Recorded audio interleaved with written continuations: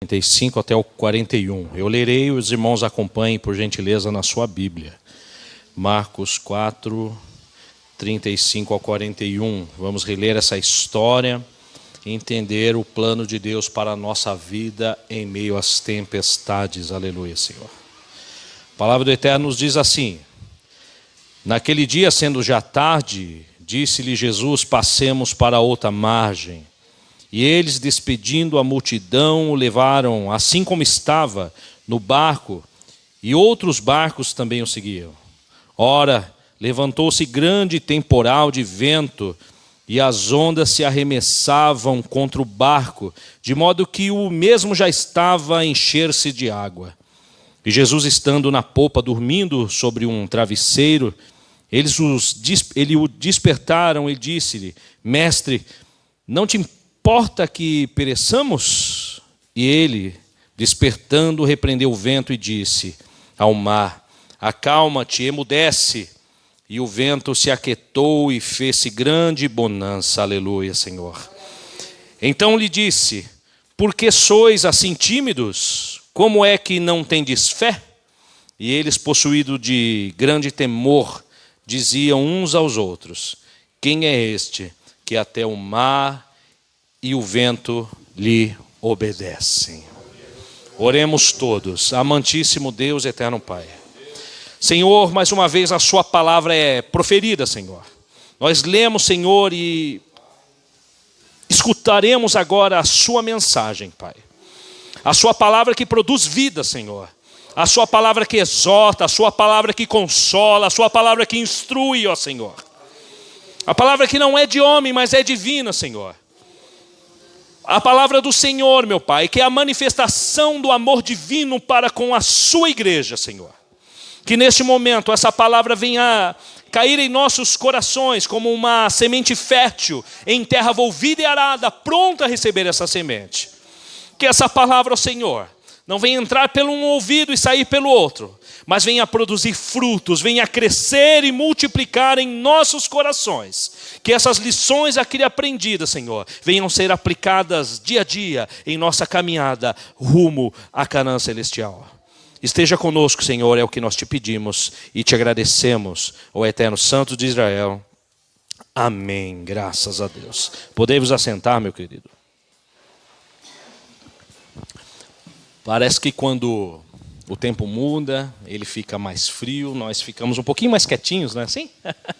É dessa forma. Os irmãos estão bem? Graças a Deus. Para quem eu ainda não falei, um feliz sábado. Que seja um sábado abençoado para você. Amém? Graças a Deus. Irmãos, qual é o título do nosso sermão de hoje? Lições nas tempestades da vida. Lições na tempestade da vida. Existe um bordão muito famoso, foi até um bordão de um filme, que diz que Deus é bom o tempo todo. O tempo todo, Deus é bom. Mas será que essa palavra tem causado efeito em nossos corações, em nossa vida? Deus é bom, Deus é sempre bom. Mas será que às vezes nós conseguimos ver a bondade de Deus quando estamos imersos em tempestades na nossa vida? Olha só que interessante, ontem no PG nós estávamos falando sobre João Batista, presbítero Vitória. E nós dizíamos que a palavra de João Batista era uma palavra dura e reta, uma palavra que causava constrangimento ao pecador. Só que era uma palavra que produzia efeito.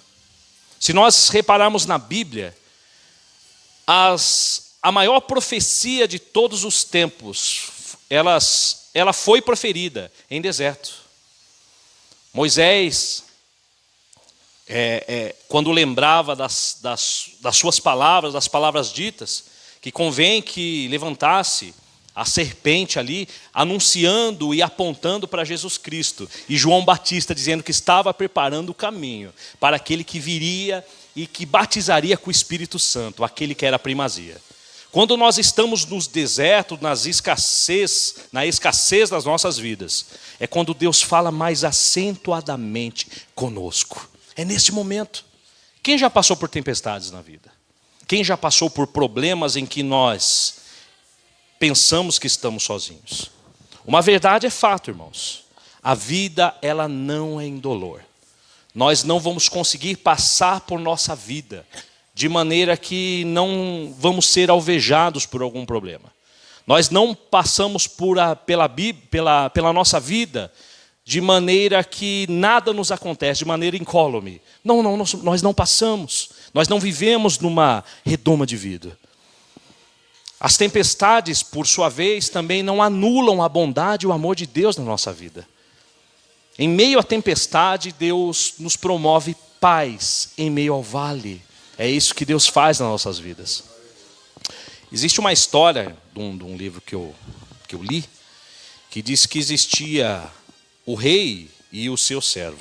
E diz que esse servo, ele, hora ou outra, ou a todo tempo, ele dizia para o seu rei: Deus é bom, hein? Deus é bom, Deus é bom.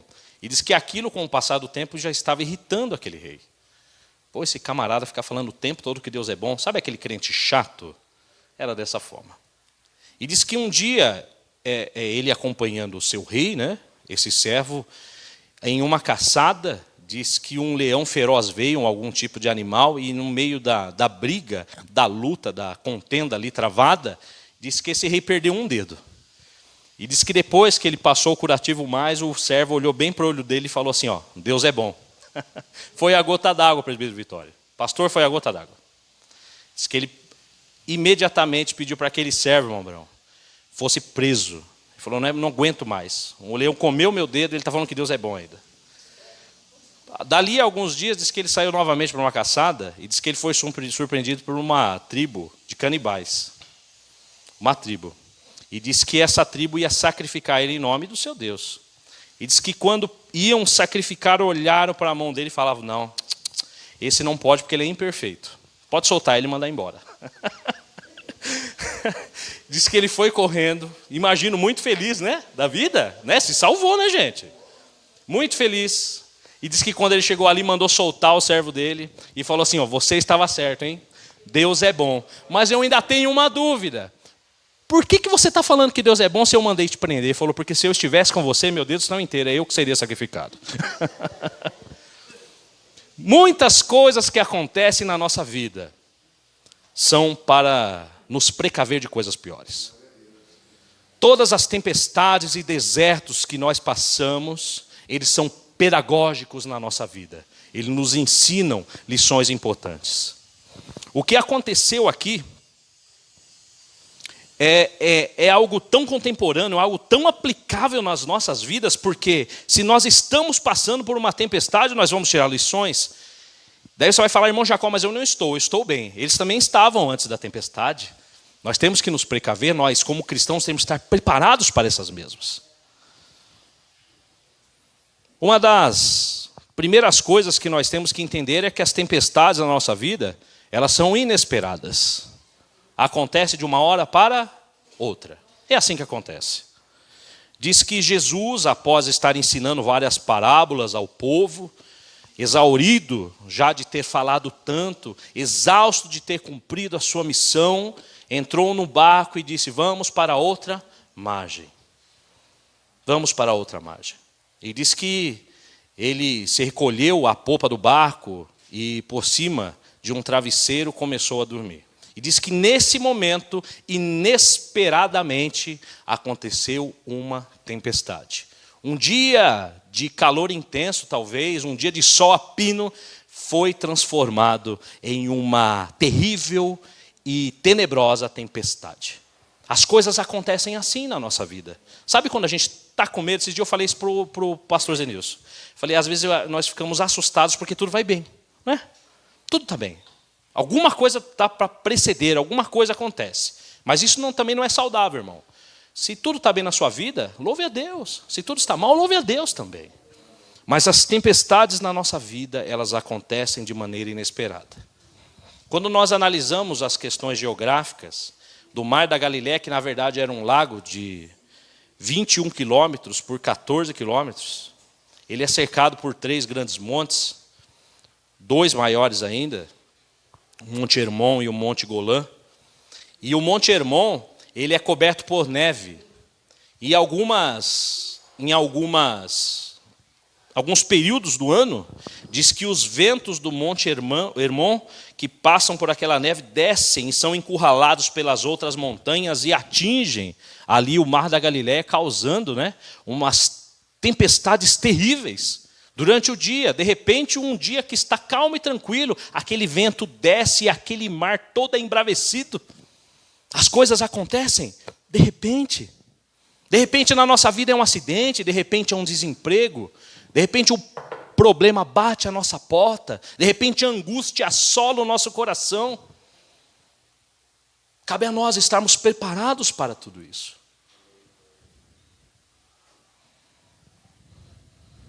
Como seguidores de Cristo, nós temos que estar preparados, porque Deus sempre está ao nosso lado.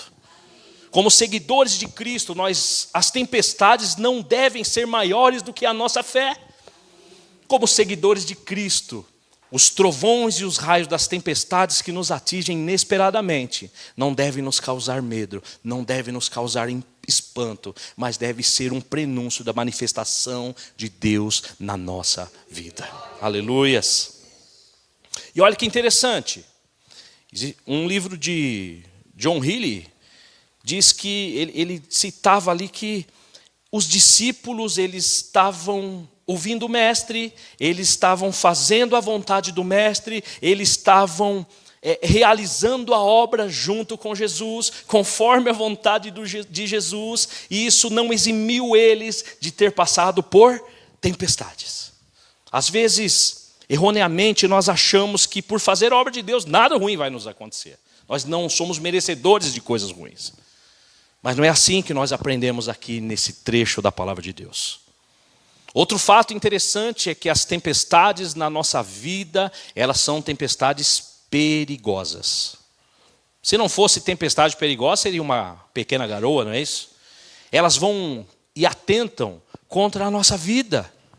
Olha só, como são evangelhos sinópticos, nós vamos ver essa história em Mateus, Marcos e Lucas. Mateus diz que o barco era varrido pelas ondas. Imagina só o jeito que era ali. Quem já andou de barco no mar sabe, tem uma ideia do que eles estavam passando. Marcos diz que se levantou um grande temporal de vento e as ondas se arremessavam contra o barco, de modo que o mesmo já estava se enchendo de água. Imagina o temor daquelas pessoas. Lucas diz que sobreveio uma tempestade de vento no lago, correndo eles perigo de ir a pique, o barco afundar. Era algo terrível. As tempestades são ameaçadoras, elas são perigosas, elas atentam contra a nossa vida. As tempestades que nós passamos em nossa vida, elas abalam as nossas estruturas, fazem conceitos da nossa vida, aquilo que nós talvez levamos anos para construir, a paz que nós estamos gozando durante muito tempo, vira ao chão. E isso é natural, como acontecia aqui com os discípulos. Outro fato é que além de desestabilizar-nos, as tempestades, elas são inadministráveis. Nós não conseguimos administrar essas tempestades na nossa vida. Por si só, não. Os discípulos, eles haviam empregado as maiores das suas forças para tentar sobreviver àquela tempestade que eles passavam. Eles tinham se esforçado para sair ilesos daquele momento de angústia. Mas em meio àquilo eles viram que eles não poderiam conter aquela tempestade, não poderiam conter o barco de afundar, então eles chamaram por Jesus. Quando eles chamaram Jesus, eles disseram de uma maneira empírica que eles não eram capazes de sobreviver sem o auxílio de Cristo. As tempestades na nossa vida não são controladas pelo homem, não são controladas pelas nossas forças, mas são controladas apenas pelo auxílio divino. Aleluia, Senhor. Nós sentimos-nos impotentes. Parece que nossas ideias, parece que tudo que nós galgamos durante a vida, todas as nossas experiências, não valem para nada. E de certo, irmãos, não valem. Não valem em meio às tempestades. Certa vez, Josafá, ele foi encurralado por 3 inimigos. E eles mandaram um recado bem tendencioso, dizendo que ele jamais poderia escapar da mão dele. Essa era a tempestade de Josafá. Josafá poderia ter buscado apoio de outro reinado, Josafá poderia ter buscado ferramentas bélicas, armas, o que for. Mas diz que Josafá se pôs a orar, clamou ao Senhor, porque ele sabia que aquela situação era inadministrável, aquela situação caberia o auxílio de Deus. Ele disse: ó Deus, não há em nós força para resistirmos a essa grande multidão que vem contra nós. E não sabemos o que fazer, nós não podemos fazer nada, a nossa vida não é pó perto dessa situação, mas os olhos do Senhor, nossos olhos estão postos em Ti, Senhor. Nossos olhos estão postos em Ti. Quando o problema é maior do que a nossa força, quando o problema é maior do que nossas ações, quando nós não temos capacidade para administrar, quando nós não temos estratégias para resolver, precisamos olhar para Deus e aprender a depender dEle. Aleluia, Senhor. Depender do nosso Senhor. Quando a tempestade, ela está fora do nosso controle, certamente essa tempestade não está fora do controle de Deus, aleluias, não está. Outra coisa, olha só, e você há de concordar comigo, que as tempestades da nossa vida, elas são surpreendentes. Por que surpreendentes? Aqueles discípulos, eles estavam acostumados com aquele mar, com aquele lago. Alguns deles eram pescadores, conheciam palmo a palmo, metro cúbico por metro cúbico daquele lago. Eles viviam, era o ganha-pão deles, era a profissão deles estar ali. Podia até arriscar dizer que ali era a sua residência, a sua casa, o seu ponto comum, o seu rotineiro. Mas o comum, o trivial, se tornou indomável. O que eu quero dizer com isso? Que às vezes a tempestade da nossa vida nos vem não são em novos desafios, em novos lugares, mas na tenda do conforto do nosso lar. É lá que são travadas as maiores lutas. Quando nós estamos de guarda baixada, quando nós estamos debaixo da tenda do conforto, da tenda da tranquilidade, em meio ao berço da nossa família, perto daqueles que nós o conhecemos, é ali que a tempestade se levanta, é ali que o mar se embravece, e é ali que nós sentimos medo, é ali que a situação se torna completamente inadministrável. Já reparou isso, irmãos? É dessa forma. Quando nós estamos debaixo da tenda do controle e segurança, é que nós somos apanhados de uma cruel e insólita tempestade. Só que às vezes, as maiores tempestades da nossa vida não são externas. Não é o mar que nos deixa com medo, mas são os conflitos internos. Em outra situação, nesse mesmo mar, diz que os discípulos foram acometidos de uma tempestade e diz que de longe eles enxergaram alguém andando sobre as águas. Foi interessante esse outro caso, porque Jesus não pediu para que o mar se acalmasse e os ventos parassem de soprar. Ele olhou para os discípulos e falou: não temas, eu estou aqui, eu, sou Jesus.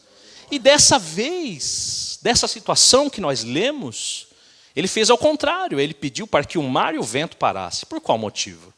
Porque Deus conhece o nosso coração, Ele sabe quando as nossas tempestades são externas ou quando o nosso maior problema é dentro do nosso coração. Ele sabe quando a necessidade da nossa vida é que as circunstâncias se acalmem, ou Ele sabe que com a necessidade maior da nossa vida é que o nosso coração tenha paz.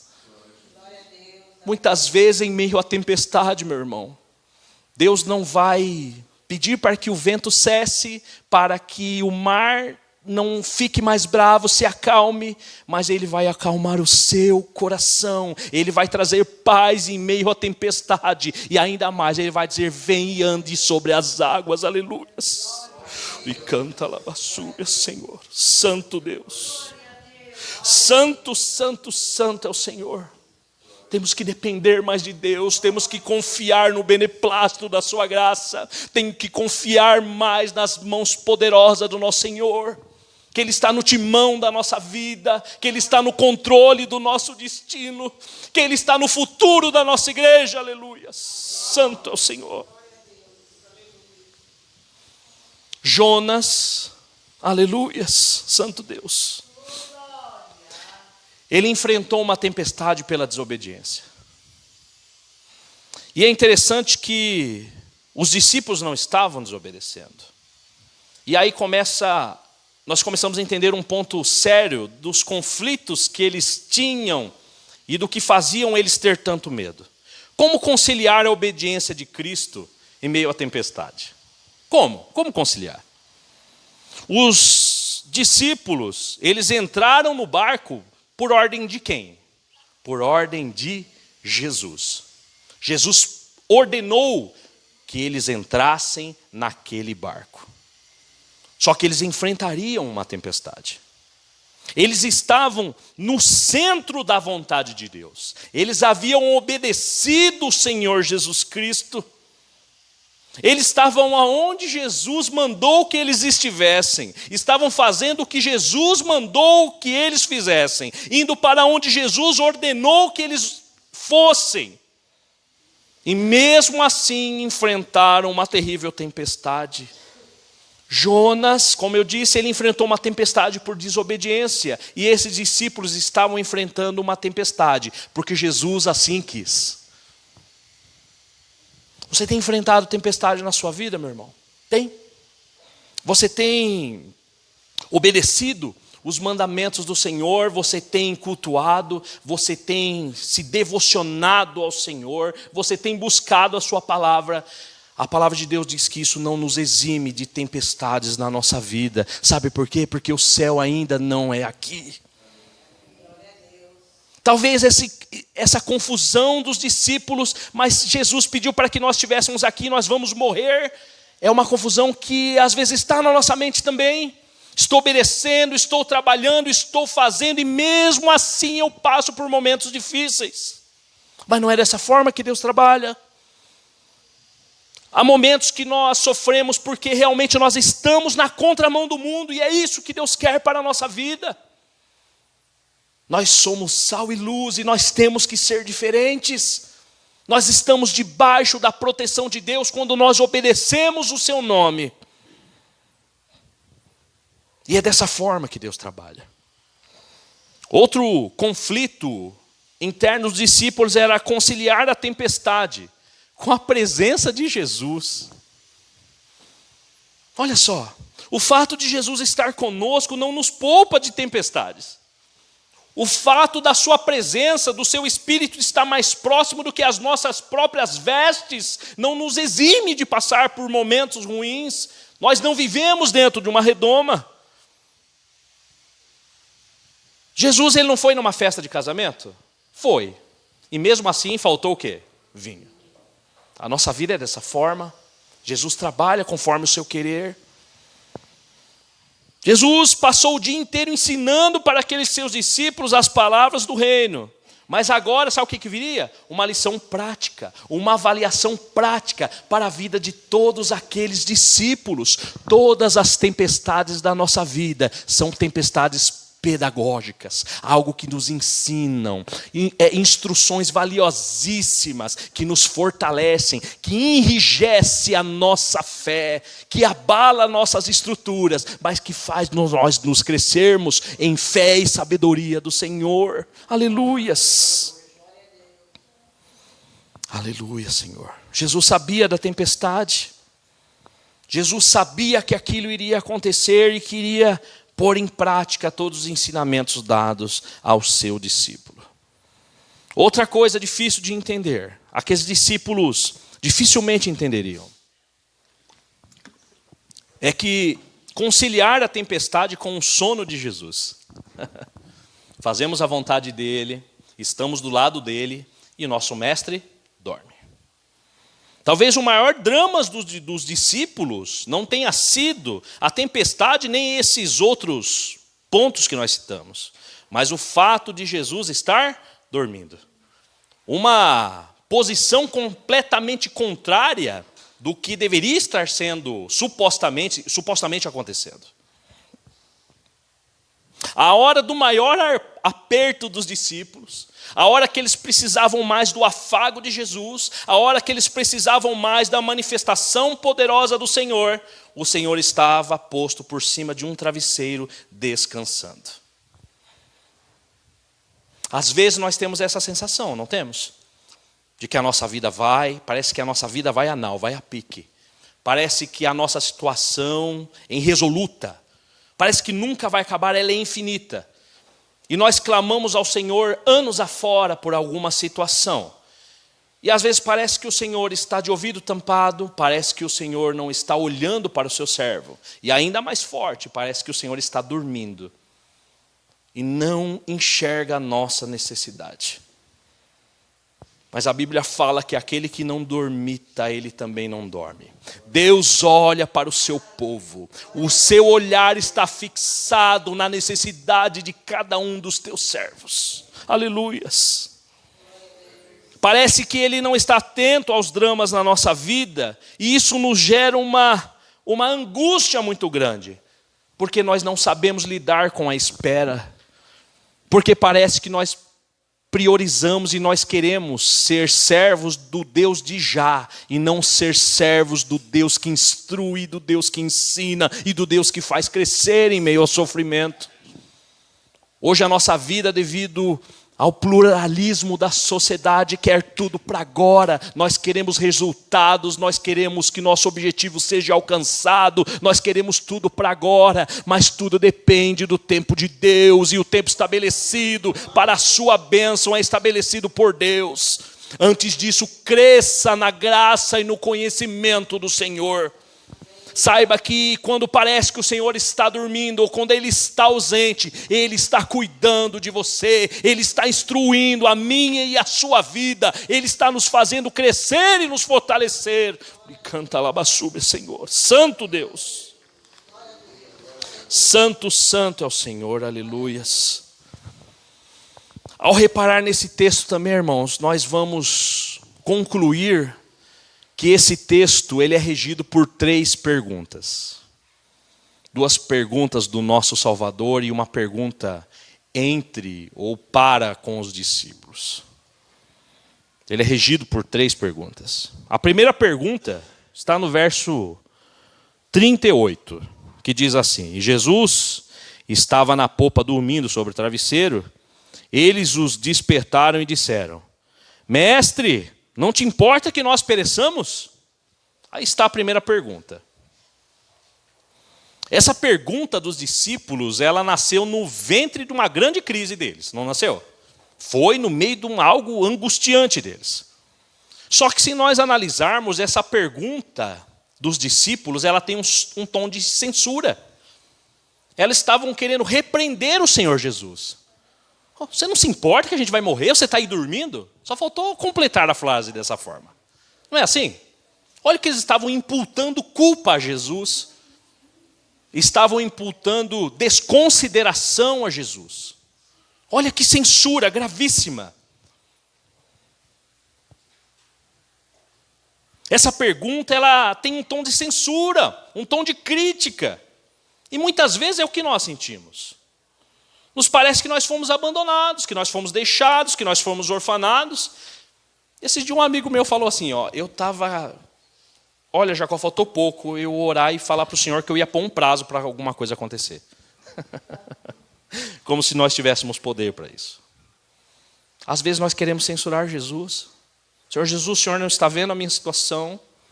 O Senhor não está vendo quantos anos afora eu tenho orado para que essa ou aquela pessoa volte para os seus caminhos?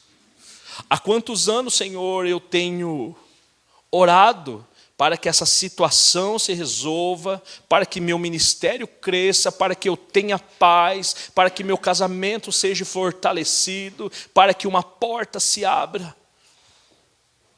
Senhor, há quanto tempo o Senhor não está vendo? Nós somos assim porque nós somos humanos, nós tentamos censurar Jesus. Só que nós temos que entender que depois de ter esgotado todos os esforços dos discípulos e depois de ter esgotado todos os nossos esforços, ter baldado todos os nossos expedientes, nossos trabalhos, nossas forças e nossas ações, os recursos de Jesus ainda são infinitos para a nossa vida. Aleluia, Senhor. Ainda são infinitos.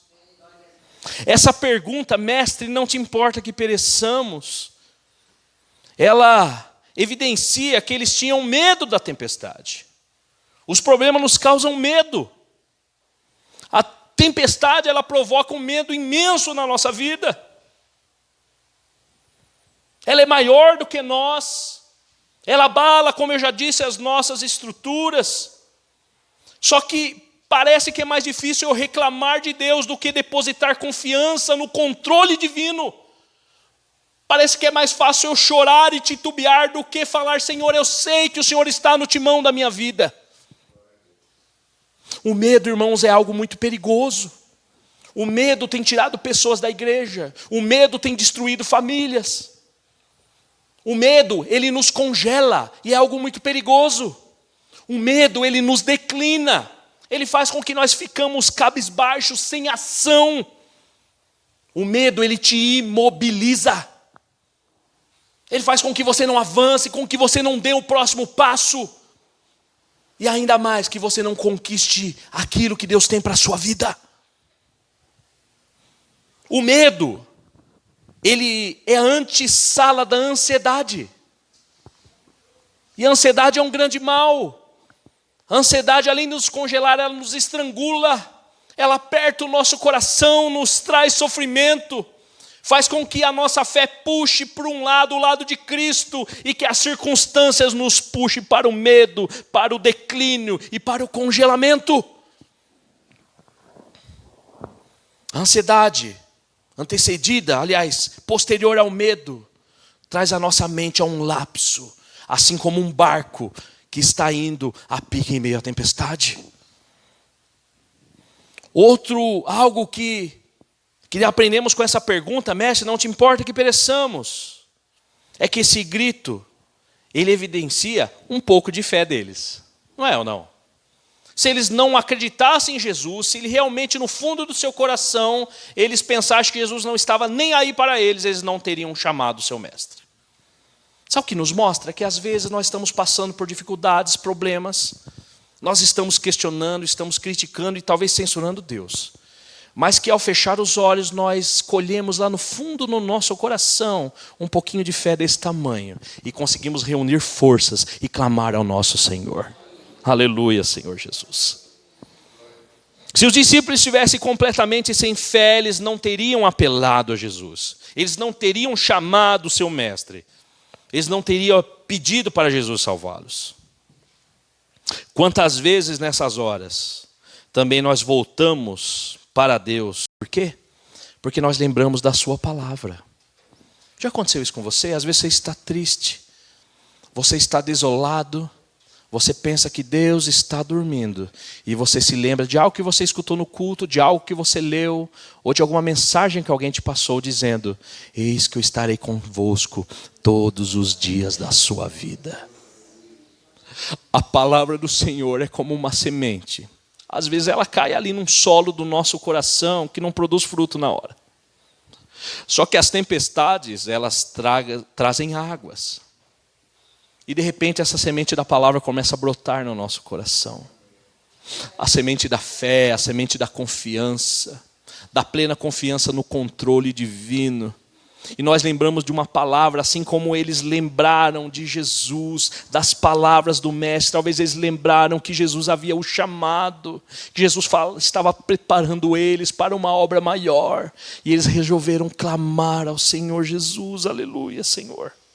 Na hora da tempestade, quando os nossos recursos se esgotam, quando as nossas forças se esvaem, precisamos clamar ao Senhor. Quando as coisas fogem do controle, continuam ainda sobre o controle de Deus. Não existe causa impossível para o nosso Senhor.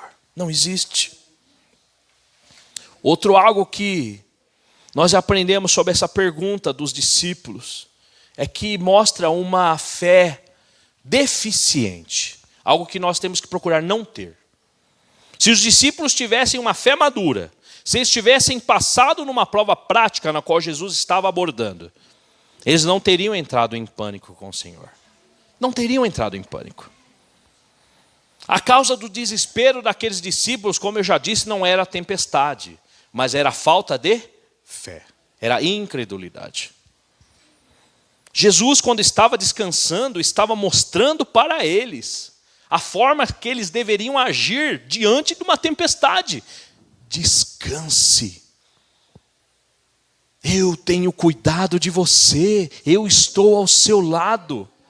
Pegue você também um travesseiro e recline a sua cabeça. Era essa a instrução de Jesus naquela situação, naquele pano de fundo.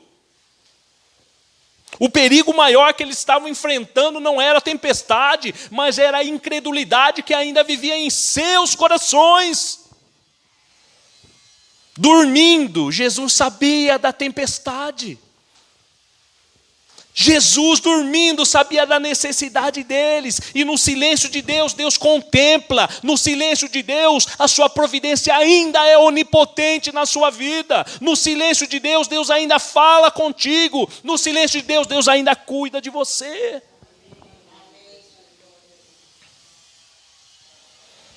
A segunda pergunta diz assim, verso 40. Então lhes disse Jesus: por que sois assim tímidos? Como é que não tendes fé? Olha só o que ele fez. Eles falharam, como eu disse no teste prático. Na sua avaliação, eles não foram bem avaliados. Eles revelaram ter medo e não ter fé. E aonde o medo prevalece, a fé desaparece. Essa foi a conclusão dessa avaliação. A palavra grega para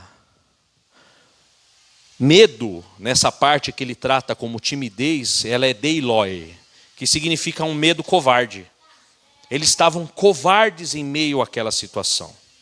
Eles estavam agindo covardemente, mesmo na presença de Jesus. Aqueles discípulos deveriam ter fé e não ter medo. E por que eles deveriam ter fé e não medo? Primeira coisa, olha só, é pela promessa de Jesus. Jesus tem promessa na sua vida, irmão? Você se lembra das promessas de Jesus para a sua vida? Você se lembra? Será que você consegue buscar na memória aquilo que Deus prometeu executar através da sua vida e na sua vida? O que Jesus havia falado para eles no versículo 35? Passemos para outra margem. Ele não falou, vocês vão morrer atravessando. Ele disse, passemos para outra margem. O destino estava certo. O destino estava traçado. O destino estava escrito. O passar para outra margem é a promessa de Deus para a sua vida. Jesus não expôs os meios e as circunstâncias que aconteceriam no trajeto, mas ele deu certeza de um destino. O destino deles não era um naufrágio ou a morte, mas era outra margem, era continuar a obra dele. O Senhor, Ele vela pela sua palavra. Por isso, se existe uma promessa na sua vida, de que o seu questionamento seja respondido, se o seu problema seja solucionado, que alguma pessoa reconcilie, que algo aconteça de bom na sua vida ou na vida da sua família, se apegue firmemente, porque Deus não é homem para que minta. As suas promessas continuam vívidas, continuam válidas e continuam claras, como a luz desse sol. Nós nos esquecemos das promessas divinas e nós nos damos ao medo. Para Deus, a promessa dele é como se fosse uma realidade. A promessa e a realidade não existe diferença. Por isso, se Deus falou, acredite, permaneça firme. O apóstolo Paulo, como eu disse ontem no PG, ele nos estimula a levarmos cativos a nossa mente à obediência de Cristo. Isso significa que muitas vezes nós temos que pregar para nós mesmos. Nós temos que fazer nos lembrar das promessas de Deus para a nossa vida. Porque a pessoa mais difícil de lidar que nós temos somos nós mesmos. Aleluia, Senhor. Jesus não prometeu uma viagem calma e fácil, mas Ele garantiu uma chegada segura. Jesus não nos prometeu que vai nos livrar da guerra, mas contemporaneamente falando, Ele vai nos livrar em meio à guerra da bala perdida. É isso que Deus vai fazer na nossa vida. Quando o medo levar e assaltar a sua fé, agarre-se nas palavras da promessa de Jesus. E se acaso você não lembrar da promessa de Deus para a sua vida, lembre-se que a Bíblia é repleta delas. Lembre que Deus te escolheu, que Deus te amou antes da fundação do mundo. Saiba que Deus te escolheu dedo a dedo. Saiba que Deus te escolheu ainda no ventre da sua mãe. Saiba que Deus antes da sua formação já tinha seu destino traçado. Saiba que Deus te amou antes mesmo de tudo ter acontecido. Saiba que Ele prometeu estar com você todos os dias da vida. Se apegue a essa promessa e mande o medo embora. Mande o medo embora. Não decline, não se congele e avance. Aleluias. Quando as pessoas olharem para você, irmãos, e disserem assim: isso é caso perdido, se dê por encerrado, saiba que os recursos de Deus ainda estão vivos. Se apegue nas promessas de Deus. Santo Deus, aleluias. Porque também, em segundo lugar, a presença de Jesus. A presença de Jesus, ela nos livra de qualquer medo, de qualquer temor. Davi, o que ele diz em Salmo 23? Que ainda que eu andasse pelo vale da sombra da morte, eu não temeria mal algum. Eu não temeria. Não porque o vale seria um caminho seguro, porque era um vale da sombra e da morte. Não porque ele contaria com os seus recursos, porque seria uma situação e uma circunstância fácil de enfrentar, mas porque a presença de Deus seria o seu amparo em meio àquele vale. A nossa segurança é a presença de Deus. A presença de Deus nas tempestades é a nossa âncora a um porto seguro. É a nossa certeza de resolução. Isaías 43, ele ergue a voz para o céu e começa a dizer que quando nós tivemos que passar por águas revoltas da nossa vida, Deus estaria conosco. Quando precisarmos cruzar rios caudelosos de águas correntes fortíssimas, elas não nos submergiriam, nós não sofreríamos afogamento nela. Quando nós tivermos que enfrentar fornalhas acesas, mediante ao sofrimento e a acusação, ela não arderia no nosso corpo. Essa é a promessa divina, é a presença, porque Deus estaria conosco. Deus está conosco o tempo todo. A sua presença faz nos curar do medo. A sua presença faz nos curar de toda decepção, de toda angústia, porque é um Pai amoroso que está conosco o tempo todo. Aleluias. Os discípulos se entregaram ao medo porque se esqueceram que quem estava com eles não era alguém como eles. Era assim porque nós não somos gnósticos. Era homem, mas também era Deus em totalidade. Eles se esqueceram quem estava do lado dele, aquele que havia formado o mundo, formado as ondas e a terra. Eles se esqueceram quem estava do lado dele, era Deus. Aleluias. Em terceiro lugar, a paz de Jesus. Enquanto a tempestade rugia, como eu disse, Jesus estava dormindo. Jesus sabia da tempestade, então por que ele dormiu? Por que ele dormiu? Como eu disse, porque as tempestades são pedagógicas. Eles deveriam saber que no silêncio de Deus, Deus ainda continua a cuidar da gente. A angústia dos discípulos em ver Jesus dormindo é comparada de quando Jesus chegou até a aldeia ali de Betânia e encontrou Marta e Maria, dizendo assim: mestre, se você tivesse vindo antes, meu irmão não estava morto. Lembra lá de Lázaro? Ele não havia morrido. Acabou. Para Marta e Maria, Jesus dormiu e não foi socorrer. Essa era a angústia dos discípulos. Ela pensou que a morte tinha colocado um ponto final na vida do seu irmão. Ela pensou que a morte tinha dado a última palavra ao destino de Lázaro, assim como os discípulos estavam pensando que iriam morrer também. Mas Jesus disse: se você crer, verás a glória de Deus. Irmãos, grave isso na sua mente. Nem a morte dá a última palavra.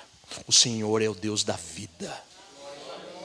Aleluias. A morte não coloca um ponto final na história de ninguém. Tudo é permissão de Deus na nossa vida. Tudo acontece por um plano muito maior, na qual nós somos instrumentos. Por último, em quarto lugar, eles não deveriam ter medo, porque eles contavam com o poder de Jesus. Versículo 39. E ele, despertando, repreendeu o vento e disse ao mar: acalma-te, emudece, fique inativo, fique inerte.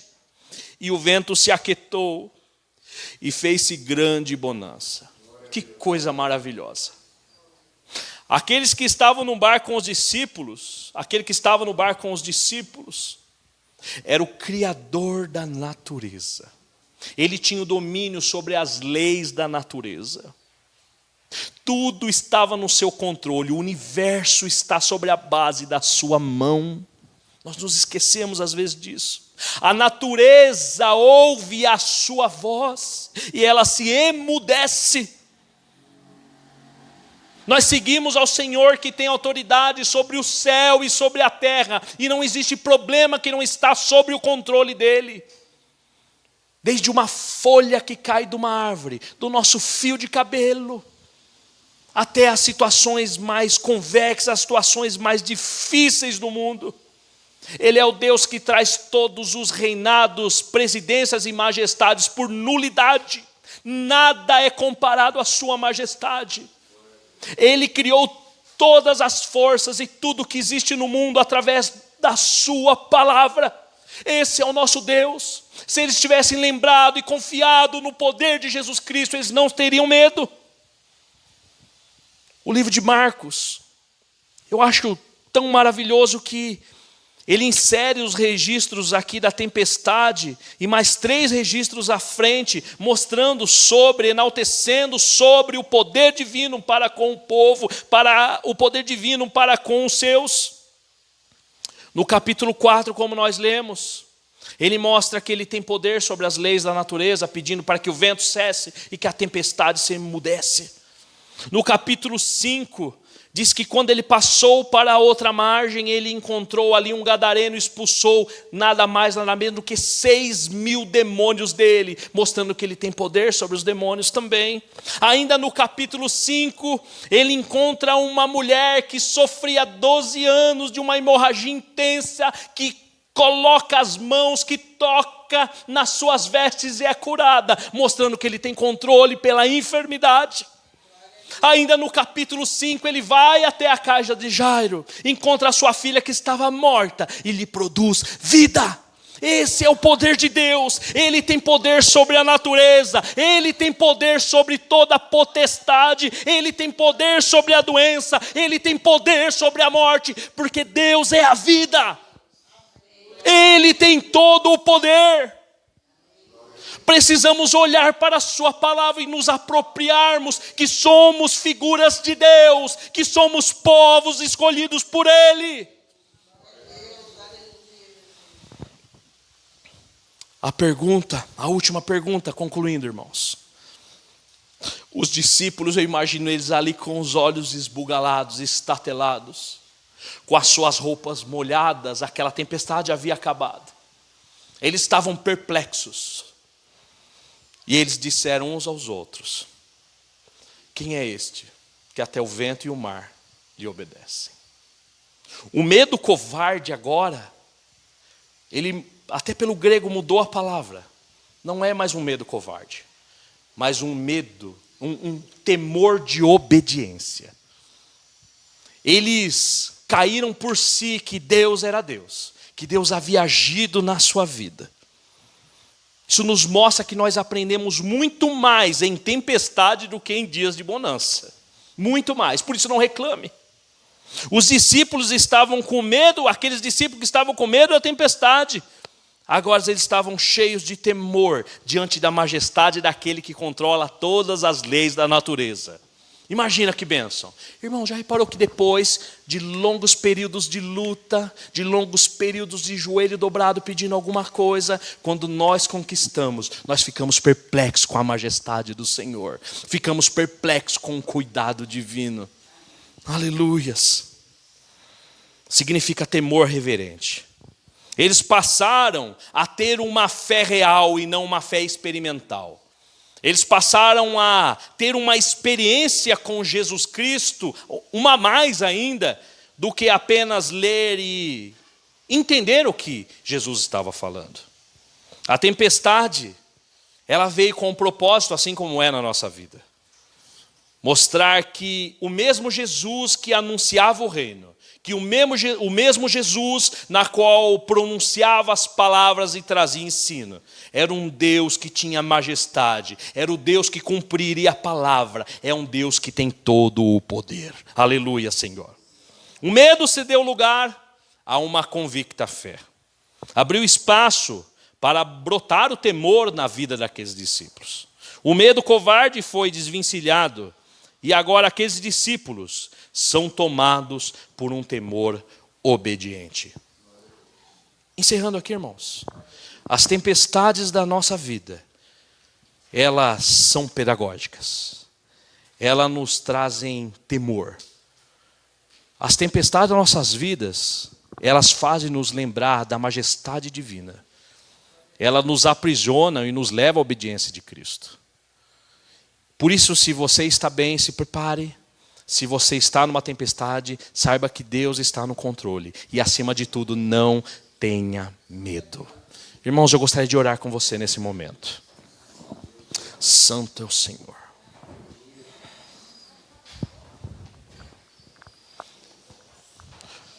Quando nós olhamos para Jesus, para o seu poder, nós lembramos da sua palavra. Lembramos das suas profecias para a nossa vida e nós vencemos do medo. Nessa oração eu gostaria que você pedisse para que o Senhor, para que essa palavra permaneça viva em seu coração, que independente das lutas que possam sobrevir desse portão para fora, você consiga enxergar o controle divino. Saber que quando algo ruim acontece, além de ser pedagógico, Deus ainda está no nosso controle, está no controle da nossa vida. Que você possa também entregar na mão do Senhor as pessoas que você sabe que está passando. Diz que eles não foram sozinhos. Tinha outro barco junto com ele. Nas tempestades da nossa vida, a gente não vem sozinho. A gente vai vendo outras pessoas que estão passando por problemas, às vezes até piores do que o nosso. Só que às vezes ela não tem a presença de Jesus, como aqueles discípulos tinham. Às vezes Jesus não estava tão próximo. Mas você pode estar próximo dessa pessoa. Você pode ser a presença de Jesus na vida dela. Você pode mostrar que Deus tem todo o poder na vida dela. Vamos orar agora. Amantíssimo Deus e eterno Pai, nós te glorificamos e te exaltamos, ó Deus, na beleza da sua santidade, Senhor. Porque o Senhor é um Deus que tem controle de tudo, ó Senhor. O mundo está à base das tuas mãos, ó Senhor. Senhor, essa natureza não é nada, Senhor, comparada à sua majestade. O mar revolto, Senhor, não é nada comparado ao poder das tuas mãos, ó Senhor. Toda a inteligência humana, todo o desenvolvimento tecnológico é nulidade perto da sabedoria, Senhor, e do poder da sua palavra que cria, ó meu Pai. Senhor, quantos de nós estão passando por tempestades, ó Senhor? Parece que as ondas vêm quebrando a nossa fé, Senhor, fazendo com que nós duvidemos, ó Senhor, do seu poder. Com que muitas vezes nós possamos, ó meu Pai, perguntar para o Senhor, nada vai acontecer em tom de crítica, meu Pai. Mas, Senhor, que nós possamos lembrar, ó meu Pai, da sua palavra, na qual diz que estaria conosco todos os dias da nossa vida. Ó Senhor, é a palavra do Senhor que diz que o Senhor tem poder sobre os céus e a terra. Senhor, que nós possamos, ó Jesus Cristo, conseguir pela sua misericórdia, descansar em meio à tempestade, Senhor. Que tempestade nenhum venha nos vencer, ó meu Pai, que o medo não venha nos declinar, que o medo não venha nos congelar, que a nossa vida não venha ficar estática e que nós possamos avançar, porque muitas promessas o Senhor tem para o seu povo. Senhor, quantas pessoas estão desoladas, Senhor, quantas pessoas não estão aqui porque passam por tempestade, porque tempestades a derrubaram, ó Senhor. Mas o Senhor é um Deus que restaura, um Deus que cura, um Deus, ó meu Pai, que promove, meu Pai, o êxito, um Deus que traz de volta, uricanta labassúbia, Senhor. Deus amado, abençoa agora, Senhor, a sua igreja. Abençoa Jesus Cristo, trazendo uma paz que excede todo o entendimento, que guarda o nosso coração e a nossa mente, ó meu Pai. Senhor Jesus Cristo, que nós possamos continuar confiando em Ti, Senhor.